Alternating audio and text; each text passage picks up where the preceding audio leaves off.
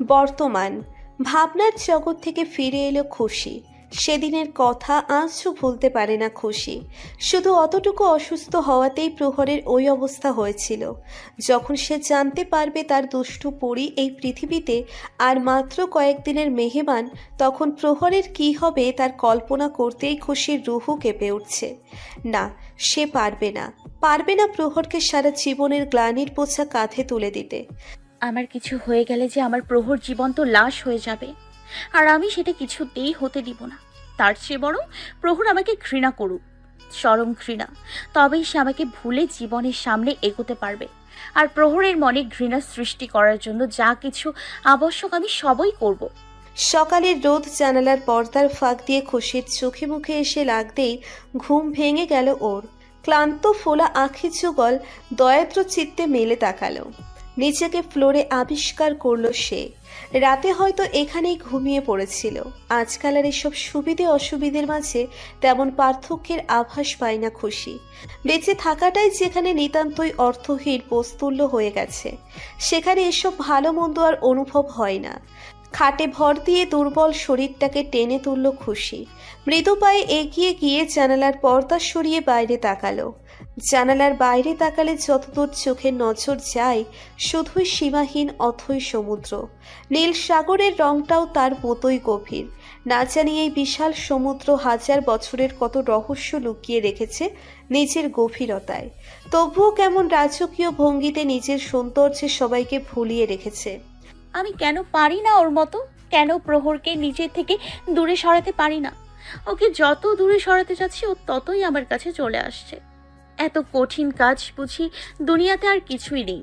আমার অসুস্থতার চেয়ে বেশি কষ্ট হয় প্রহরের জন্য। ও কি কখনো স্বাভাবিক হতে পারবে?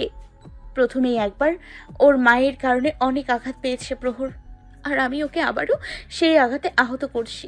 কিন্তু আমি কি করব? এছাড়া যে আমার কাছে আর উপায় নেই। এই কারণেই আমি ওর জীবন থেকে হারিয়ে গিয়েছিলাম।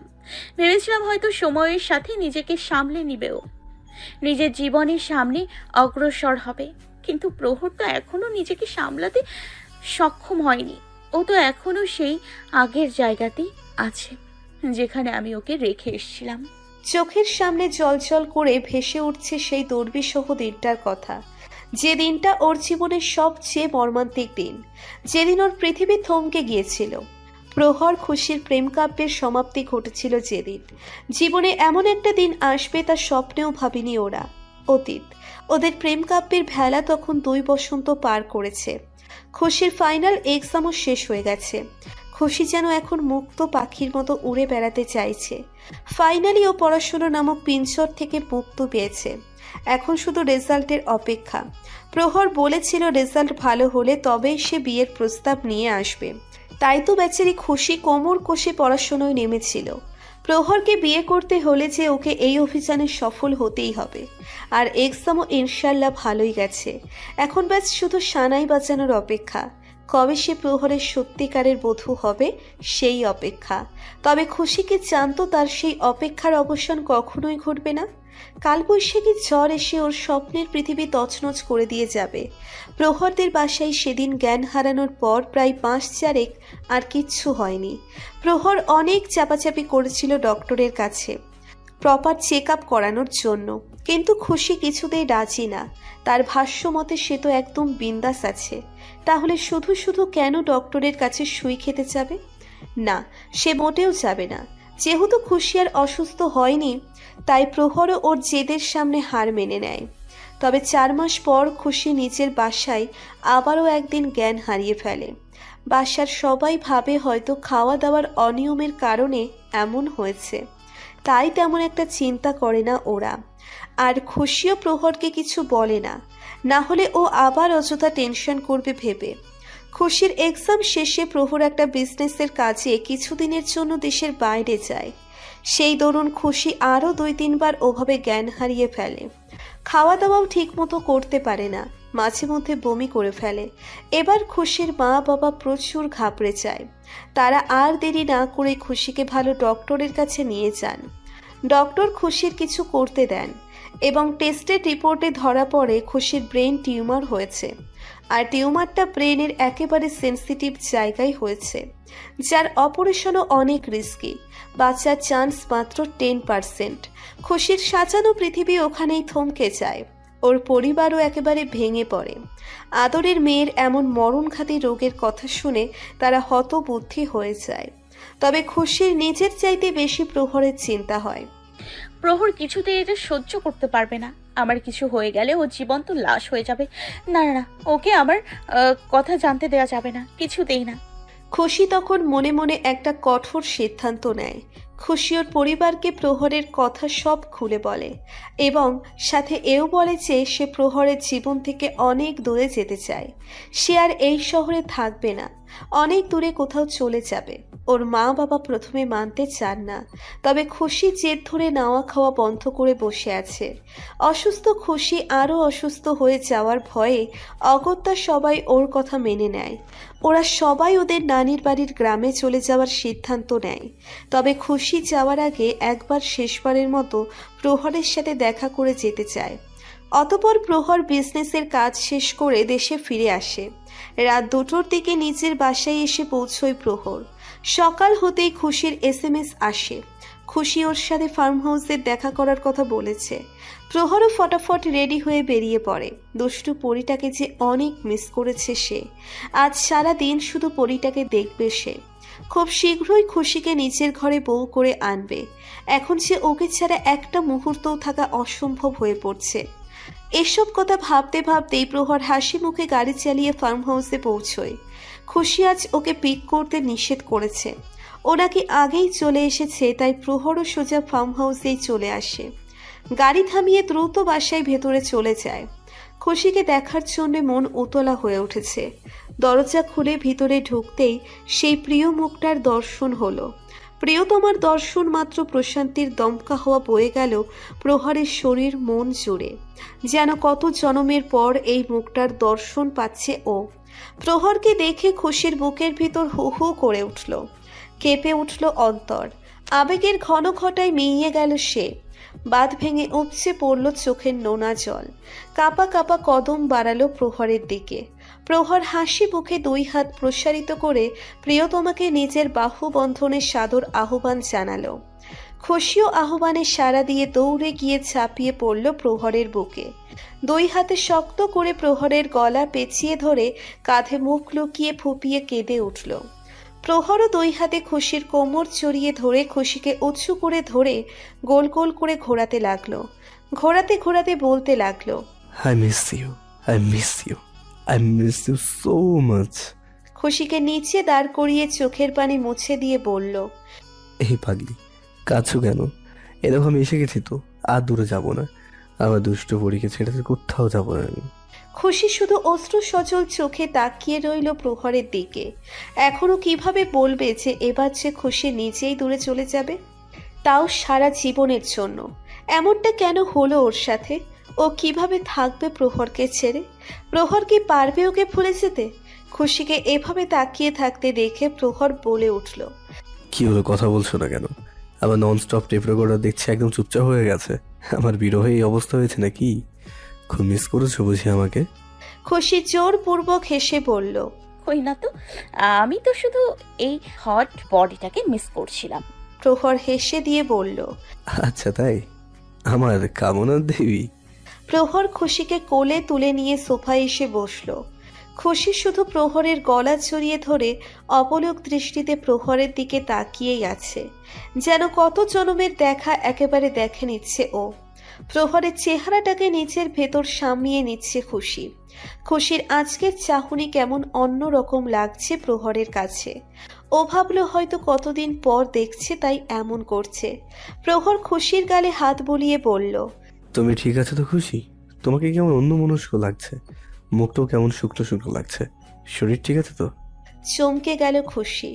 জোরপূর্বক হাসার চেষ্টা করে বলল, আমার আবার কি হবে, আমি একদম ঠিক আছি। ঠিক বলছো তো? দেখো সত্যি করে বলো, আমার অ্যাবসেন্সে খাবারের অনিয়ম করনি তো? সকালে নাস্তা করে এসেছো? I don't think so. তুমি বসো, আমি তোমার জন্য কিছু বানিয়ে আনছি। কথাটা বলে প্রহর উঠতে নিলেই খুশি আটকে দিয়ে বলল, না না, উঠবে না প্লিজ, এখানেই থাকো না আমার কাছে, দূরে যেও না প্লিজ। প্রহর একটু অবাক সুরে বলল, এই পাগলি, কি হয়েছে? এভাবে বলছো কেন? আমি তো শুধু কিচেনে যাচ্ছি, 5 মিনিটের ভেতরেই চলে আসবো। না না, দরকার নেই, কোথাও যাওয়া লাগবে না। আমি এখন কিছুই খাবো না, আমি শুধু তোমাকে দেখতে চাই, আর কিছুই না। তুমি শুধু আমার চোখের সামনে বসে থাকো প্লিজ। খুশির বিহেভিয়ার এবার প্রহরকে ভাবাতে বাধ্য করছে। অকারণেই বুকটা কেমন যেন দুরু দুরু করছে। প্রহর খুশির গালে হাত বুলিয়ে মায়া ভরা কণ্ঠে বলল, দুষ্টু পরি, কিছু হয়েছে? তুমি হঠাৎ এইভাবে কথা বলছো কেন? দেখো, আমার কেমন যেন ভয় ভয় হচ্ছে। তুমি ঠিক আছে তো? খুশি জোরপূর্বক হেসে বলল, কি আবার হবে? এখন কি তোমাকে মন ভরে একটু দেখতেও পারবো না? ঠিক আছে, যাও, যেখানে খুশি যাও, আমিও চলে যাচ্ছি। কথাটা বলে খুশি অভিমান করে উঠে যেতে নেয়। প্রহর তখন আটকে দিয়ে বলল, আচ্ছা, ওকে ওকে, আমি যাচ্ছি না কোথাও, আমি এখানেই আছি তোমার পাশে। প্রহর খুশির কপালে চুমু দিয়ে বুকের মাঝে জড়িয়ে নিল।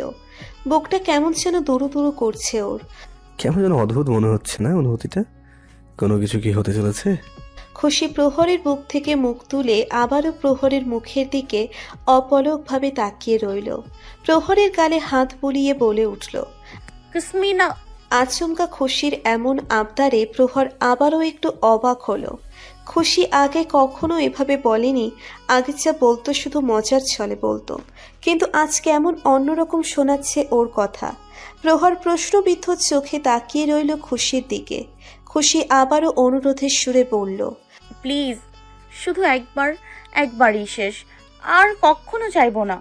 প্রহরের হৃৎপিণ্ড হঠাৎ কেঁপে উঠল। প্রহর একটু রাগী কণ্ঠে বলল, খুশি, হোয়াট ইউ মিন ভাই, এবারেই শেষ? কি বলতে চাইছো কি তুমি? হ্যাঁ, কি হয়েছে তোমার? খুশি জোরপূর্বক হেসে বলল, আরে আমি বলতে চাইছি, খুব শীঘ্রই তো আমরা হাজবেন্ড ওয়াইফ হয়ে যাব, তাই গার্লফ্রেন্ড হিসেবে তো এইবারেই শেষ, তাই না? So please kiss me. চুম্বন ক্রিয়া শেষে খুশি আবারও প্রহরের বুকে মাথা রাখল। কিছুক্ষণ ওভাবেই চুপ করে থাকলো। তারপর হঠাৎ বলে উঠল, আচ্ছা ধরো, যদি কখনো আবার কিছু হয়ে যায়, আর আমি যদি অনেক দূরে চলে যাই, তুমি প্লিজ ভেঙে পড়ো না, নিজেকে এমনই শক্ত রেখো, কেমন? প্রহর খুশিকে বুকে জড়িয়ে আবেশে চোখ বুজেছিল, কিন্তু খুশির এই কথাই ঠাস করে চোখ খুলে তাকালো সে। ফট করে খুশিকে কোল থেকে নামিয়ে সোফায় বসিয়ে দিয়ে রাগী কণ্ঠে বলল, বুঝতে পেরেছি আমি, তুমি ইচ্ছে করে এসব করেছো তাই না? আমি তোমাকে ছেড়ে এতদিন দূরে ছিলাম, তার শাস্তি দিতে চাইছো তাই তো? তাই এই সব জঘন্য কথা বলে আমাকে মানসিকভাবে টর্চার করতে চাইছো। ফাইন, করো, তুমি যা ইচ্ছে হয়। খুশি নিজেকে সামলে নিয়ে উঠে দাঁড়ালো। প্রহরের কাছে যাওয়ার জন্য কদম বাড়াতেই হঠাৎ প্রহর বাইরে থেকে দ্রুত বেগে এসে খুশিকে আষ্টে পৃষ্ঠে জড়িয়ে ধরল। তারপর দুই হাতে খুশির মুখটা ধরে সারা মুখে পাগলের মতো চুমু খেয়ে আবারও বুকের মাঝে জড়িয়ে নিয়ে আবেগপ্রবণ কণ্ঠে বলল, আমি সরি না সোনা, আর কখনো যাব না তো তোমাকে ছেড়ে। তবু প্লিজ এসব কথা আর কখনো বলো না, I just can handle it. প্রহরের আড়ালে চোখের পানি মুছে নিজেও প্রহরের বুকে নিজেকে সামিয়ে নিল। আজকের পর হয়তো এই শান্তির জায়গা আর নসিব হবে না। সারাদিন প্রহরের সাথে সময় কাটিয়ে অবশেষে ফেরার সময় এলো। খুশির ভেতর সবকিছু যেন চুরমার হয়ে যাচ্ছে। মন চাইছে সময়টাকে থামিয়ে দিতে, তবে তা যে সম্ভব না। তাই তো প্রহরকে ছেড়ে যাওয়ার মুহূর্ত ঘনিয়ে আসছে। গাড়ি চালাচ্ছে প্রহর খুশির বাসার উদ্দেশ্যে। খুশি প্রহরের দিকে ঘুরে গাড়ির সিটে হেলান দিয়ে বসে এক ধ্যানে তাকিয়ে আছে শুধু প্রহরের পানে। প্রহর সেটা দেখে মুচকি হেসে বলল, এই পাগলি, এইভাবে কি দেখছো? এইভাবে দাঁড়িয়ে থাকলে তো অ্যাক্সিডেন্ট করে ফেলবো। খুশি আনমনে বিড়বিড় করে বলল, ভালোই তো হবে, কিছুদিন পরে যেটা হওয়ার সেটা আগেই হয়ে যাবে। কিছু বললে তুমি? না, কিছু না। অতপর খুশির বাসার সামনে এসে গাড়ি থামালো প্রহর। খুশি এখনো ওভাবেই তাকিয়ে আছে প্রহরের দিকে। প্রহর বলে উঠল, আর কত দেখবেন ম্যাডাম? আপনার গন্তব্যে পৌঁছে গেছি তো, নামতে হবে না? খুশির হৃৎপিণ্ড কাঁপছে। মানে হচ্ছে আজকের রাস্তাটা অনেক ছোট হয়ে গেছে। এত তাড়াতাড়ি কেন পৌঁছে গেল? এখন যে ওকে সত্যিই যেতে হবে। কিভাবে যাবে ও? নিজের আত্মাকে ছেড়ে কিভাবে যাবে? কিন্তু যেতে তো ওকে হবেই। খুশি কাঁপা কাঁপা হাতে গাড়ির দরজায় হাত রাখলো। প্রহর তখন বলে উঠল, আচ্ছা শোনো, কালকে রেডি থেকো, আমি তোমাকে নিতে আসবো। তোমার জন্য একটা সারপ্রাইজ আছে কালকে। খুশির গলায় সব দলা পাকিয়ে যাচ্ছে। খুশি ঢোক গিলে নিয়ে কোনো রকমে মাথা নাড়িয়ে ঠিক আছে বোঝালো। দরজা খুলে এক পা নিচে নামতেই আবারও ফিরে তাকালো প্রহরের দিকে। ঘুরে এসে আবারও প্রহরকে শক্ত করে জড়িয়ে ধরল। প্রহর প্রথমে হালকা অবাক হলেও পরে মুচকি হেসে সেও খুশিকে জড়িয়ে ধরে মাথায় হাত বুলিয়ে দিয়ে বলল, এই দুষ্টু বুড়ি, এমন করলে আমি কিভাবে যাবো? আমি কালই তো আবার আসছি, এখন লক্ষ্মী মেয়ের মতো বাসায় যাও। খুশি আস্তে আস্তে প্রহরকে ছেড়ে দিল। দরজা খুলে বেরিয়ে এলো খুশি। কাঁপা কাঁপা পায়ে কোনো রকমে গেটের ভেতরে গেল। প্রহর গাড়ি নিয়ে চলে যেতেই খুশি ওখানেই বসে পড়ে হাউমাউ করে কেঁদে উঠল। সেদিনই ওরা ওই শহর ছেড়ে চলে যায়। এভাবেই সেদিন ওদের প্রেম কাব্যের সমাপ্তি ঘটে। বর্তমান জারিফের তাকে ভাবনার জগৎ থেকে বেরিয়ে আসে খুশি। জারিফ বলে উঠল,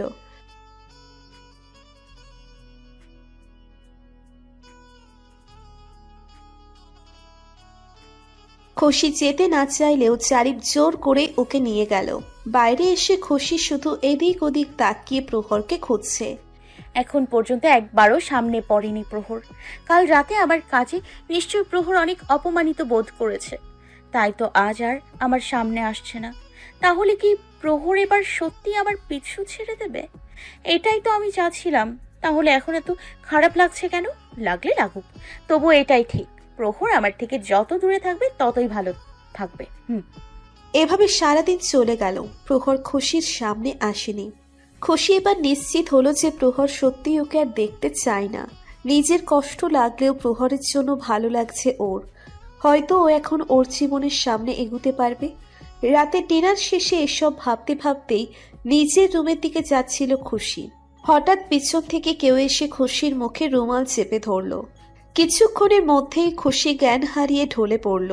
পিটপিট করে চোখ খুলে তাকানোর চেষ্টা করছে খুশি। মাথাটা প্রচন্ড ভার লাগছে ওর। এক হাতে মাথা চেপে ধরে চোখ খুলে তাকালো ও। চোখের সামনে সবকিছু অপরিচিত লাগছে ওর কাছে। বিস্মিত চোখে চারপাশে তাকিয়ে বোঝার চেষ্টা করছে ও কোথায় আছে। এখানে চারপাশে বাঁশের দেওয়াল, মাথার উপরে ছনের ছাউনি। এসব কি? আমি কোথায় আছি আর এখানে কিভাবে এলাম? খুশির হঠাৎ মনে পড়লো তখনকার কথা। আটকে উঠল খুশি। তার মানে কি কেউ ওকে কিডন্যাপ করে এনেছে? খুশির ভাবনার মাঝেই হঠাৎ প্রহর হাতে করে একটা ট্রে নিয়ে রুমে ঢুকে বাঁকা হেসে বলল, আরে বাহ, মহারানী ঘুম ভেঙেছে তাহলে? বাপরে, তুমি তো আমাকে ভয় পাইয়ে দিয়েছিলে। ওই সামান্য ক্লোরোফর্মে কেউ এতক্ষণ বেহুশ থাকে নাকি? সারাটা রাত ঘুমিয়ে থাকলে। খুশি যেন বিস্ময়ে হতভম্ব হয়ে গেল। বিস্মিত চোখে তাকিয়ে বলল, তার মানে কি তুমি আমাকে বেহুশ করে এখানে এনেছো? প্রহর ভাবলেশীন ভাবে বলল, ও মা, তো আর কারো সাহস আছে নাকি আমার দুষ্টু বুড়িকে কিডন্যাপ করার? এত বড় বাপের বেটা এখনো পয়দা হয়নি, বুঝেছো? আর বেহুশ করার কি আছে? তোমার কোনো হুঁশ থাকলে না বেহুশ করবো? আরে হুঁশ থাকলে কি আর এসব আবালের মতো কাজকাম করতে? আর না আজ আমাকে এসব করতে হতো বলো তো? খুশি কোনো রকম নিজের বিস্ময় কাটিয়ে উঠে বলল, এসব কি করছো তুমি? তোমার কি মাথা খারাপ হয়ে গেছে? প্রহর ট্রেটার সামনে টেবিলে রেখে ছুরি দিয়ে ফল কাটতে কাটতে বলল, সে তো কবে, তুমি এতদিনে বুঝলে? আরে আমার মাথা তো সেদিনই রিটায়ার্ড হয়ে গেছে, যেদিন থেকে তুমি আমার লাইফে এসেছো। আরে কোন ব্রেইনওয়ালা সুস্থ সবল ব্যক্তি কি তোমার প্রেমে পড়বে নাকি? তাই খুশি এবার তেতে উঠে বলল, এক মিনিট, কি বলতে চাইছো তুমি? তুমি কি বলতে চাইছো কোনো সুস্থ সবল ব্যক্তি আমাকে ভালোবাসবে না? তার মানে কি আমি পাগল? দেখো, তুমি নিজে নিজেকে পাগল বলছো, এখন আবার আমার দোষ দিও না কিন্তু। এই একদম কথার জালে ফাঁসানোর চেষ্টা করবে না। আমি মোটেও পাগল না, বুঝেছো? এটা কি তুমি আমাকে বোঝাতে চাইছো না নিজেকে? অ্যান্ড এনিওয়ে, সব পাগলরাই বলে আমি পাগল না। খুশি এবার আরো ক্ষেপে গিয়ে বলল, আমি মোটেও পাগল না। পাগল তুমি, বুঝেছো? তুমি তুমি তুমি প্রহর খুশির দিকে এগিয়ে আসতে আসতে বাঁকা হেসে বলল, হ্যাঁ, পাগল তো আমি নিশ্চয়ই, তোমার প্রেমে পাগল। আর শুধু পাগল না, দেওয়ানা, উন্মাদ, পাগল। কথা বলতে বলতে প্রহর খুশির একেবারে কাছে চলে এলো। প্রহরের কথাবার্তা আজ কেমন যেন অন্য রকম লাগছে, কিছুটা সেই পূর্বের খুশির মতো। খুশির বিস্ময় যেন কাটছেই না। প্রহর খুশির কপালে পড়ে থাকা চুলটা আঙ্গুলের সাহায্যে কানের পিছে গুজে নিয়ে ভাবপ্রবণ দৃষ্টিতে তাকিয়ে বলল, আর এই পাগলের ট্রিটমেন্ট একমাত্র তোমার কাছেই আছে। পাগলের ট্রিটমেন্ট করো, না হলে এই পাগলের সাথে নিজেও পাগল হয়ে যাও। দুজনে মিলে একটা পাগলের সংসার গড়ে তুলবো, কেমন? প্রহরের এমন খাপছাড়া কথাবার্তায় খুশি হতবিহ্বল হয়ে যাচ্ছে। খুশির খেয়াল হলো এসব চক্করে ও আসল বিষয়টাই ভুলে গেছে। প্রহর ওকে কথার জালে ফাঁসিয়ে আসল ব্যাপার থেকে পথভ্রষ্ট করছে। খুশির সেটা বোধগম্য হতেই খুশি প্রহরের কাছ থেকে একটু সরে গিয়ে শক্ত গলায় বলল, দেখো, কথা ঘোরানোর চেষ্টা করবে না। আমাকে এখানে কেন এনেছো? কি করতে চাইছো তুমি? দেখো, এসব বন্ধ করো। এসব করে কোনো লাভ হবে না। প্রহর খুশির হাত টান দিয়ে নিজের সাথে মিশিয়ে নিয়ে মোহময় চোখে তাকিয়ে বলল, লাভ হবে কি হবে না এটা না হয় আমার উপরেই ছেড়ে দাও। দেখো, তুমি কিন্তু ভুল করছো। এসব কিন্তু অন্যায়। আমি তো তোমাকে আগেই বলেছি, তোমাকে ফিরে পেতে যদি আমাকে দুর্ধর্ষ অপরাধীও হতে হয় এটা আমি হব। আমার মঞ্জিল শুধু তুই। আমি কোনো মহান প্রেমের ইতিহাস করতে চাই না। আমি শুধু তোর সাথে জীবনের প্রতিটা মুহূর্ত বাঁচতে চাই। স্বার্থপর আমি, অনেক স্বার্থপর। তোমার সাথে থেকে আমিও একটু ফিল্মি হয়ে গেছি, তাই একটা ফিল্মি ডায়লগ বলছি, শোনো। ও अंजलि, मैं तुम्हें भूल जाऊं ये हो नहीं सकता, और तुम मुझे भूल जाओ ये मैं हो नहीं दूंगा। প্রহরের হৃদয় নিংড়ানো আবেগী কথায় খুশি সম্মোহিত হয়ে গেল। মন্ত্রমুগ্ধের ন্যায় তাকিয়ে রইল প্রহরের চক্ষু পানে। প্রহর দুষ্টু হেসে বলল, কি দেখছো, আজকে একটু বেশি অ্যাট্রাকটিভ লাগছে আমাকে? খুশির কানের কাছে ঝুঁকে বলল, Do you want to hit me? If you want, I can serve you. খুশির চোখ চরক গাছ হয়ে গেল। এ কোন প্রহরকে দেখছে ও? এটা প্রহর হতেই পারে না। প্রহরকে ভূতে টুতে ধরলো না তো? নিজের বিস্ময় সামলে নিয়ে খুশি প্রহরের বুকে ধাক্কা দিয়ে প্রহরকে সরিয়ে দিয়ে দৃঢ় কণ্ঠে বলল, কি সব ফালতু কথা বলছো? আর তুমি চাইলেই কি সব হবে নাকি? আমি এক্ষুনি চলে যাব এখান থেকে। দেখি কিভাবে আটকাও আমাকে। কথাটা বলেই খুশি ধূপধাপ পা ফেলে রুমের বাইরে চলে গেল। প্রহর পেছন থেকে বাঁকা হেসে বলল, যাও চেষ্টা করে দেখো পারো নাকি। খুশি বাইরে এসে চারপাশে তাকাতেই হতবাক হয়ে গেল। কারণ এমনিতেই এই কটেজের চারিদিকে বাঁশের বেড়া দ্বারা আটকানো, আর বেড়ার বাইরের সামনে যতদূর চোখ যাচ্ছে শুধু সমুদ্র ছাড়া আর কিছুই চোখে পড়ছে না। আশেপাশে কোনো মানুষের চিহ্ন পর্যন্ত নেই। খুশি হতভম্ব হয়ে গেল। এটাও কোথায় চলে এসেছে? এখন এখান থেকে কিভাবে যাবে? পেছন থেকে প্রহর প্যান্টের পকেটে হাত ঢুকিয়ে শীষ বাজাতে বাজাতে এসে বলল, এটা প্রহরের মায়াজাল বেবি, এখান থেকে বের হওয়া এত সহজ নয়। খুশি প্রহরের দিকে রাগী চোখে তাকিয়ে বলল, এটা কোন জায়গা? কোথায় নিয়ে এসছো তুমি আমাকে? এটা প্রহরের গড়া প্রাসাদ, শুধুমাত্র আমার খুশি রানীর জন্য। কাল একদিনের ভেতর আমি এটা বানিয়েছি। তুমি চাইলেও এখান থেকে যেতে পারবে না, কারণ এটা সেন্ট মার্টিন দ্বীপের এমন একটা স্থান যেখানে মানুষের কোনো নামগন্ধ নেই। শুধু নির্জন পরিবেশে তুমি আর আমি। কত রোম্যান্টিক ব্যাপার স্যাপার, তাই না? কেন করছো এসব পাগলামি? এতে কিছুই হাসিল হবে না। কেন নিজের জীবনটা আমার পেছনে বরবাদ করছো? প্লিজ আমাকে রিসর্টে ফিরিয়ে দিয়ে আসো। বরবাদ তো অনেক আগেই হয়ে গেছে তোমাতে।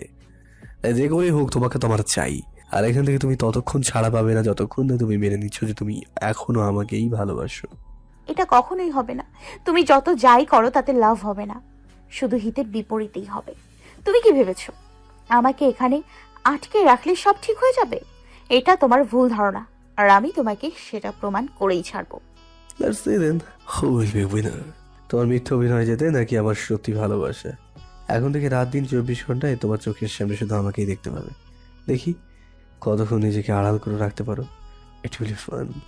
প্রহর খুশির কাঁধের ওপর ঝুঁকে দুষ্টু সুরে বলল, বাই দ্য ওয়ে, তোমাকে পিঙ্ক ড্রেসে কিন্তু মারাত্মক কিউট লাগছে। দিল বাত্তামিজ হয়ে যাচ্ছে কিন্তু।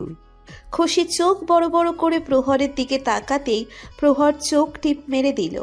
খুশি বেচারির মুখ গোল আলোর মতো হা হয়ে গেল। হাতের ধাক্কায় প্রহরকে সরিয়ে দিয়ে চলে যেতে লাগলেই প্রহর পেছন থেকে খুশির হাত ধরে ফেলল।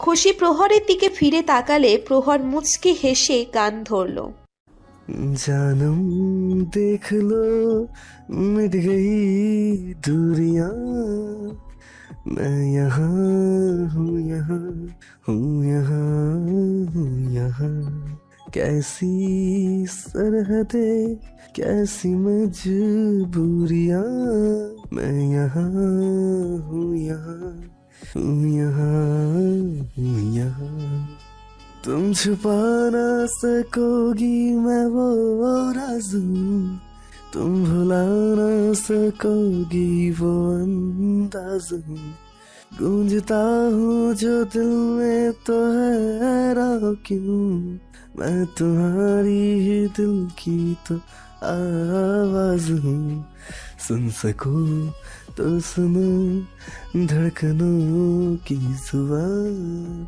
मैं यहाँ हूँ यहाँ हूँ यहाँ हूँ यहाँ। তিশাকে নিয়ে বিচে এসেছে ফাহিম বেড়ানোর উদ্দেশ্যে না, তিশাকে দিয়ে খাটানোর উদ্দেশ্যে। বেচারিকে পার্সোনাল সেক্রেটারি কম আয়া বানিয়ে দিয়েছে ফাহিম। তিশা এক হাতে পাইপ লাগানো ডাব আর আরেক হাতে টাওয়েল ঝুলিয়ে দাঁড়িয়ে আছে। রাগে দুঃখে শরীর রেডি করলেও কিছু করতে পারছে না সে। এই বদমাইশটা যে চরম ভাষা ফাঁসিয়ে দিয়েছে ওকে। তবে আমার নামও তিশা, একে তো আমি মজা দেখিয়েই ছাড়বো। আজকে তো একে পাবলিকের রাম ধুলাই খাইয়ে ছাড়বো। বেটা বুঝবে কার সাথে লাগতে এসেছিল। মনে মনে প্ল্যান করে শয়তানি হাসি দিল তিশা। কিছুক্ষণ পর ফাহিম সমুদ্রের পানি থেকে উঠে এলো। তিশার কাছে এসে এক হাত থেকে তোয়ালেটা নিয়ে মাথা মুছতে মুছতে আর এক হাত থেকে ডাবটা নিয়ে পাইপের সাহায্যে ডাবের পানি সেবন করতে লাগলো। তিশা দাঁতে দাঁত চেপে বলল, দেখুন এখন কিন্তু বেশি বেশি হয়ে যাচ্ছে। আপনি যা বলেছেন আমি করেছি, এখন প্লিজ এসব বন্ধ করুন। আরে আপনার পিছে পিছে আয়া হয়ে ঘুরতে ঘুরতে আমি আমার ফ্রেন্ডদের সাথে কোনো আড্ডাই দিতে পারছি না, তাই আমি আর এসব করতে পারবো না, আমি চললাম। কথাটা বলেই তিশা উল্টো ঘুরে চলে যেতে নিলেই ফাহিম তিশার হাত ধরে ফেলল। বাঁকা হাসলো তিশা, এটাই তো ও চাইছিল। এখন হবে মজা। ফাহিম মুখ খুলে কিছু বলতে যাবে তার আগেই তিশা হঠাৎ উচ্চস্বরে নাটকীয় ভঙ্গিতে বলতে লাগলো, বাঁচাও বাঁচাও, কেউ আছো? প্লিজ আমাকে বাঁচাও, এই শয়তানটা আমাকে ধরে নিয়ে যেতে চাচ্ছে। তিশার এই ক্রিয়াকার্যে ফাহিম টাস্কি খেয়ে গেল। মেয়েটার মাথার তার ছিঁড়ে গেল নাকি সেই চিন্তা করছে। তিশার ড্রামায় কয়েকজন ছেলে ওদের কাছে এগিয়ে এলো। ওদের দিকে তাকিয়ে বলল, কি হয়েছে এখানে?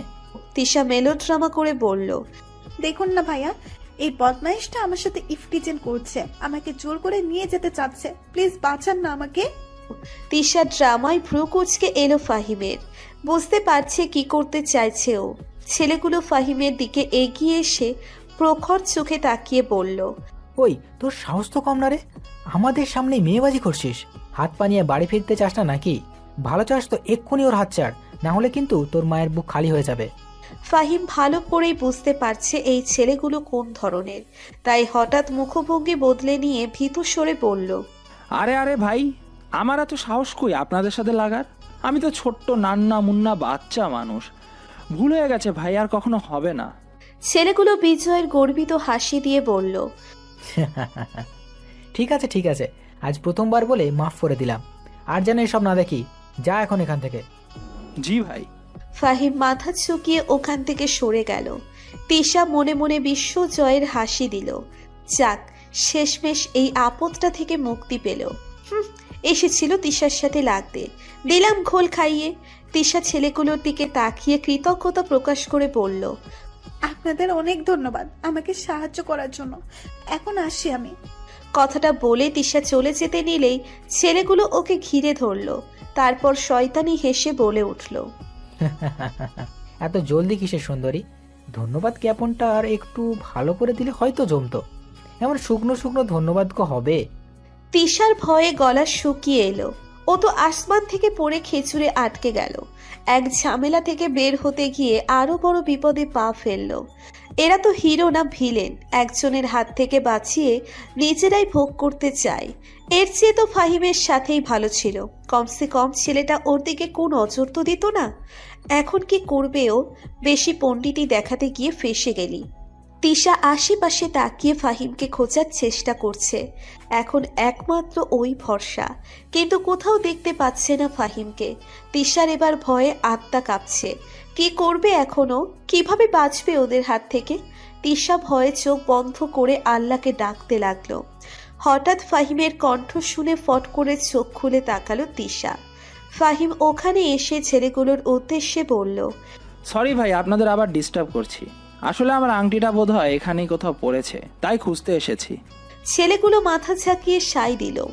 ফাহিম আংটি খোঁজার বাহানায় তিশার কানের কাছে এসে ফিসফিস করে বলল, কি মজা হচ্ছে তো এখন?